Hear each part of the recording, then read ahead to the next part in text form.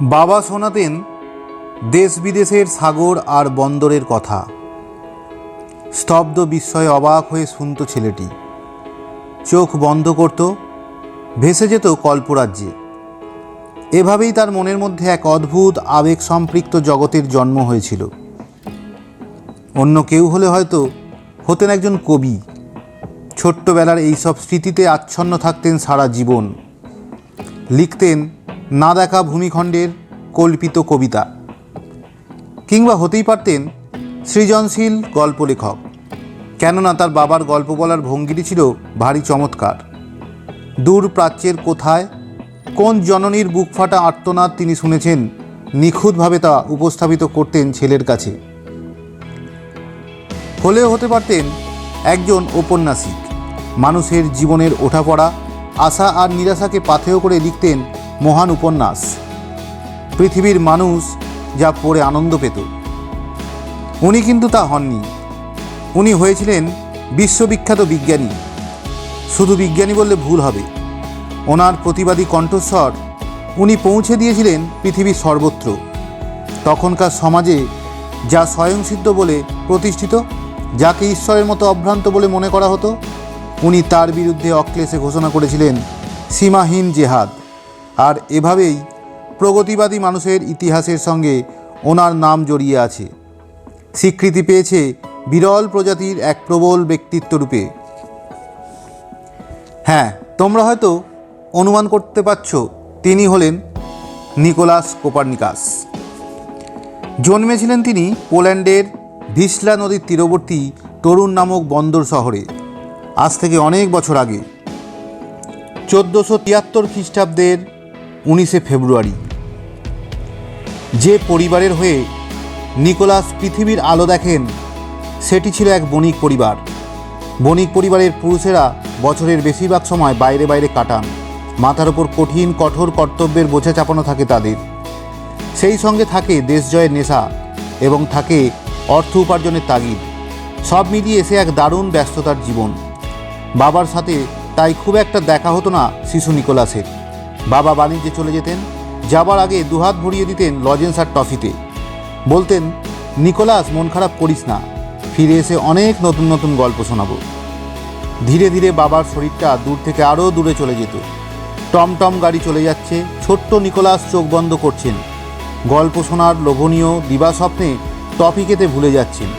ভাবছেন কখন বাবা ফিরে আসবেন, আবার শোনাবেন সেই দৈত্যটার কথা যে আস্ত মানুষ গিলে ফেলতে পারে, কিংবা উঠতে উঠতে যে হাঁস বদলে যায় এক সুন্দরী রাজকন্যাতে, তার গল্প। দিন কেটে যেত। বর্ষা, শীত, বসন্ত। বাবা আসছেন না কেন? অভিমানী মন ছটপট করত। মায়ের সান্নিধ্যে আসার চেষ্টা করতেন। বেচারি মা, সংসারে কত কাজ তার, কোত্থেকে তিনি সময় দেবেন এই ছোট্ট শিশুটিকে? তারপর একদিন ফুরিয়ে যেত প্রতীক্ষার এই দীর্ঘ প্রহর। বাবা আসতেন। কত কি জিনিসপত্র এনেছেন তিনি নিকোলাসের জন্য। ছেলেটাকে সত্যিই ভালোবাসতেন বাবা। ভালোবাসতেন তার সরল দুটি চোখের স্বপ্নমাখা চাহনি, ভালোবাসতেন তার অবুঝপনা। কিন্তু সুখ স্বপ্নের এই ছবিটাও হঠাৎ একদিন আবছা হয়ে গেল। তখন নিকোলাসের বয়স মাত্র 10 বছর। দূর বিদেশেই বাবা শেষ নিঃশ্বাস ত্যাগ করলেন। অনেক দিন বাদে বাবার মৃত্যু সংবাদ পৌঁছেছিল হতভাগ্য এই পরিবারের কাছে। বাবা নেই। 10 বছরের বালক নিকোলাস ব্যাপারটি ঠিক বুঝতে পারেননি। ফ্যাল ফ্যাল করে তাকিয়েছিলেন কন্দনশীলা মায়ের দিকে। তারপর একটু একটু করে তিনি বুঝতে পেরেছিলেন, আজ থেকে তার জগৎটা অনেক পাল্টে গেল। এখন তার কল্পনার ক্ষুদ্রতম সরণিতেও ব্যঙ্গমি বসে থাকবে না বিশাল পাকুড় গাছের ডালে। রাতে আঁধার ঘনিয়ে এলে ব্রহ্মদত্তী এসে ভয় দেখাবে না। এখন থেকে তিনি সত্যি সত্যি নিঃসঙ্গ হলেন। অনেকে বলে থাকেন, সেই বয়সেই নিকোলাস হয়ে উঠেছিলেন প্রতিবাদী। সামাজিক বিশৃঙ্খলার বিরুদ্ধে রুখে দাঁড়াতে হবে। দীর্ঘদিন ধরে সমাজপতিরা নানাভাবে মানুষকে শোষণ করে এসেছেন। এবার তাদের শোষণের দিনের অবসান ঘটাতে হবে। এমনই একটা দৃঢ়প্রত্যয়ের জন্ম হয়েছিল বালক নিকোলাসের মনের মধ্যে। বাড়ি ছেড়ে নিকোলাসরা চলে এলেন মামার বাড়িতে। মামা ছিলেন বাস্তববাদী, কিন্তু সত্যকে সন্ধান করা ছিল তার স্বভাব। তিনি ছিলেন পোল্যান্ডের একজন বিশিষ্ট বিশপ। ধর্মের সঙ্গে মানুষের সাধারণ জীবনবোধকে মিশিয়ে দেওয়ার একটা অদ্ভুত প্রবণতা ছিল তার। সে যুগের নিরিখে এটা কিন্তু একটি ব্যতিক্রমী ঘটনা, বিশেষ করে ধর্মযাজকদের ক্ষেত্রে। ধর্মপ্রচারকেরা স্বভাবতই প্রাচীনপন্থী হয়ে থাকেন। সমাজের বুকে ঘটে যাওয়া যে কোনো বিপ্লবাত্মক ঘটনাকে তারা নিন্দা করেন। তারা নিজেদের ঈশ্বরের প্রতিভু হিসেবে ভাবতে ভালোবাসেন। বোকাশোকা জনসাধারণের উপর প্রভুত্ব বিস্তার করেন। রাজার আশ্রয়ে পায়ের ওপর পা দিয়ে জীবনের দিনগুলো অনায়াসে আরামে কাটিয়ে দেন। মামার সান্নিধ্যে এই জীবনবোধ সেদিনের কিশোর নিকোলাসের মনের মধ্যেও সঞ্চারিত হয়েছিল। বাবার অভাব অনেকটাই পূরণ করেছিলেন এই প্রগতিপন্থী মামা। 1492 খ্রিস্টাব্দে 19 বছর বয়সে কোপার্নিকাস ভর্তি হয়েছিলেন পোল্যান্ডের বিখ্যাত ক্র্যাকো বিশ্ববিদ্যালয়। তখন এই বিশ্ববিদ্যালয়ের খ্যাতি নানা দেশে ছড়িয়ে পড়েছিল। শুধু পোল্যান্ড থেকেই নয়, বিশ্বের অন্যান্য দেশ থেকেও দলে দলে কৃতী ছাত্ররা আসতেন এখানে ভর্তি হওয়ার জন্য। ভর্তি হওয়ার ছাড়পত্রটাও পাওয়া যেত না সহজে। অনেকগুলি কঠিন পরীক্ষার বেড়া টপকে তবেই এই বিশ্বখ্যাত অঙ্গনে প্রবেশের অনুমতি মিলত। ভর্তির প্রতিটি পরীক্ষায় নিকোলাস অসাধারণ কৃতিত্ব দেখিয়েছিলেন। অধ্যাপকেরা তার এই গুণপনায় হতবাক হয়ে গিয়েছিলেন। এখানে পড়তে পড়তে নিকোলাসের সঙ্গে পরিচয় হয় বিশিষ্ট অধ্যাপক ব্রুদেস্কির। উনি ছিলেন অঙ্ক এবং জ্যোতির্বিজ্ঞানের অধ্যাপক, আধুনিক মনোভাবাপন্ন বিজ্ঞানী। ওনার সংস্পর্শে এসে নিকোলাসের জীবনাদর্শের রুদ্ধ দুয়ার গিয়েছিল খুলে। এতদিন পর্যন্ত সব বিষয়ে কেমন একটা ভাষা ভাষা অভিমত ছিল নিকোলাসের। ব্রুদেস্কি তাকে প্রথম বললেন, বিজ্ঞান কখনো যদি, কিন্তু ইত্যাদি শব্দকে প্রাধান্য দেয় না। যা সুনিশ্চিত তাকে প্রতিষ্ঠা করাই বিজ্ঞানের একমাত্র লক্ষ্য। তার জন্য যদি জীবনপাত করতে হয় তাহলে তাও করতে হবে, তবুও কোনো অনুমানের পিছনে বিজ্ঞান ছুটবে না। সংক্ষেপে বলা যেতে পারে, পরবর্তীকালে নিকোলাস যে কারণে জগৎবিখ্যাত হন সেই বিষয়ে কৌতূহলের প্রথম বৃষ্টি অঙ্কুরিত করেছিলেন এই ব্রুদেস্কি। 1492 নিকোলাস এলেন ওই বিশ্ববিদ্যালয়ে। আমাদের ইতিহাসে সেই বছরটি কিন্তু আরেকটি কারণে বিখ্যাত হয়ে আছে। তোমরা হয়তো ভুলে গেছো, সেই বছরটা ইতালীয় নাবিক কলম্বাস আটলান্টিকের ওপারে নতুন একটা ভূমিখণ্ড আবিষ্কার করেছিলেন। নাম দিয়েছিলেন নতুন মহাদেশ, পরবর্তীকালে যা আমেরিকা নামে আত্মপ্রকাশ করে। সেদিনের এই আবিষ্কারের গুরুত্ব ছিল অপরিসীম। আমেরিকা আবিষ্কৃত হওয়ার সঙ্গে সঙ্গে মানুষের জ্ঞান ভাণ্ডারের সীমা এক লাফে অনেকটাই বৃদ্ধি পেয়েছিল। দলে দলে মানুষ তখন চলেছেন আমেরিকার উদ্দেশ্যে। সেখানকার বাতাসে নাকি টাকা উঠছে, মাটির নিচে তাল তাল সোনা পোঁতা আছে, এমনই একটা গুজব রটে গিয়েছিল সর্বত্র। আর নতুন এই দেশে যাবার যে হিড়িক উঠল, তাতেই পাল্টে গেল মানুষের মন। নতুন সব কিছুকে আঁকড়ে ধরতে হবে, বস্তা বাঁচা পুরনো ভাবধারাকে বিদায় দিতে হবে, এমনই একটা ধারণা জন্মেছিল তরুণতর প্রজন্মের মধ্যে। বিশ্ববিদ্যালয়ের ছাত্র থাকাকালীন জ্যোতির্বিজ্ঞানকে আঁকড়ে ধরেছিলেন নিকোলাস কোপার্নিকাস। কিন্তু ভাগ্যের কি নির্মম পরিহাস! মামার ইচ্ছে ছিল ভাগ্নেটি হবে চিকিৎসা বিজ্ঞানী, আর তো আতুরদের সেবা করবে। তাই মনের ইচ্ছে চেপে নিকোলাসকে ভর্তি হতে হলো চিকিৎসা বিজ্ঞানের বিভাগে। মন দিয়ে পড়াশোনা করলেন তিনি, শেষ অবধি উত্তীর্ণ হলেন ওই পরীক্ষাতে। মামার ইচ্ছে তিনি অপূর্ণ রাখেননি। ডাক্তারি পাশ করার পর আর তো মানবাত্মার সেবাতে নিজেকে নিয়োজিত করেছিলেন। এবার বিদেশে যেতে হবে। তখন উচ্চশিক্ষার জগতে ইতালির খুবই নামডাক। মামার অনুমতি নিয়ে কোপার্নিকাস এলেন ইতালিতে। ভর্তি হলেন বোলগানা বিশ্ববিদ্যালয়ে। অনেক হয়েছে, এবার আর চিকিৎসা শাস্ত্র নয়, এবার আমি আমার মনের মতো বিষয় গণিত আর জ্যোতির্বিজ্ঞান নিয়ে পড়ব, এমনই একটা ইচ্ছে জাগলো সেদিনের তরুণ নিকোলাস কোপার্নিকাসের মনে। তখনকার দিনে জ্যোতির্বিজ্ঞানের ক্ষেত্রে আবার অঙ্কের ক্ষেত্রে গ্রিক মনীষীদের প্রাচীন ধারাটি সযত্নে বহন করতেন আরব পণ্ডিতরা।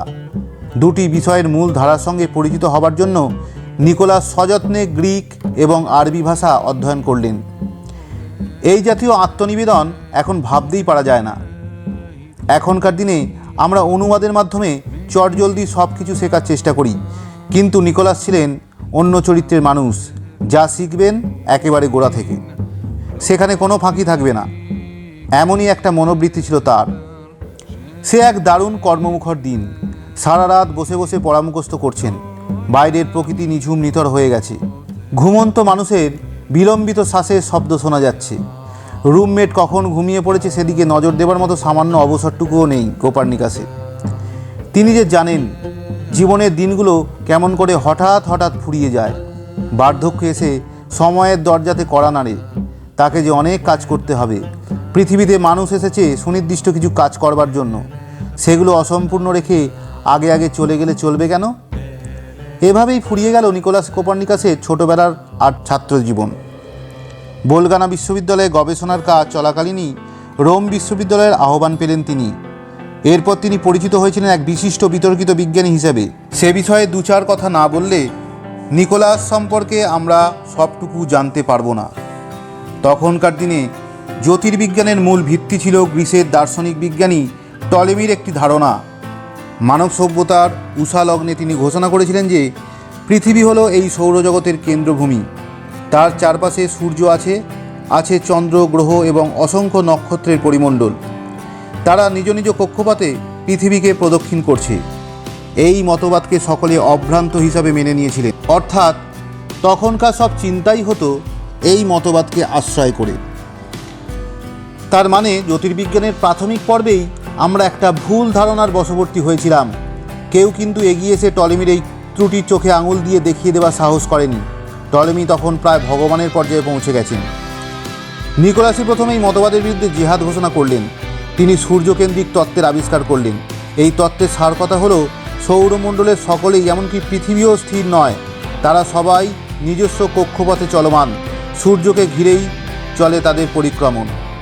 আজ আমরা এই তত্ত্বটিকে নির্ভুল সত্য বলে মেনে নিয়েছি, কিন্তু যখন নিকোলাস এটি প্রথম প্রচার করেন তখনকার অবস্থা ছিল একেবারে আলাদা। অচিরেই নিকোলাস চিহ্নিত হলেন দেশদ্রোহী হিসাবে। তাকে নানাভাবে ভৎসনা করা হলো। তবু তাই নয়, শারীরিকভাবে তাকে নিগৃহীত হতে হয়েছিল। শেষ অবধি অবশ্য নিকোলাসের এই তত্ত্ব পণ্ডিত সমাজ মেনে নিয়েছিলেন, কিন্তু জীবদ্দশাতে তিনি এই মতবাদের স্বীকৃতি দেখে যেতে পারেননি। দেখেননি 1582 খ্রিস্টাব্দে কীভাবে পোপ গ্রেগরি ক্যালেন্ডার সংশোধন করেছেন সূর্যকেন্দ্রিক তত্ত্বের ভিত্তিতেই। বিতর্কিত বিজ্ঞানী ছাড়াও তিনি ছিলেন এক বিশিষ্ট প্রবন্ধকার, ছিলেন অনুবাদক। 1506 খ্রিস্টাব্দে পিতৃব্যের সহযোগী রূপে চার্চের কাজে যোগ দেওয়ার পর 7ম শতাব্দীর বিখ্যাত বাইজেন্টাইন কবি থিওফিলাক্সার সীমাকোট্টার 85টি কবিতা গ্রিক থেকে লাতিনে অনুবাদ করেছিলেন তিনি। 1543 খ্রিস্টাব্দে 24শে মে এই প্রাণবন্ত জ্ঞান পিপাসু বিজ্ঞানী শেষ নিঃশ্বাস ত্যাগ করেন। তাকে শুধুমাত্র আমরা একজন জ্যোতির্বিজ্ঞানী বলবো না, একধারে তিনি ছিলেন ভাষাবিদ এবং রাজনীতিজ্ঞ। এক মানুষের মধ্যে এতগুলি গুণের সমাহার সত্যি সত্যি আমাদের অবাক করে দেয়।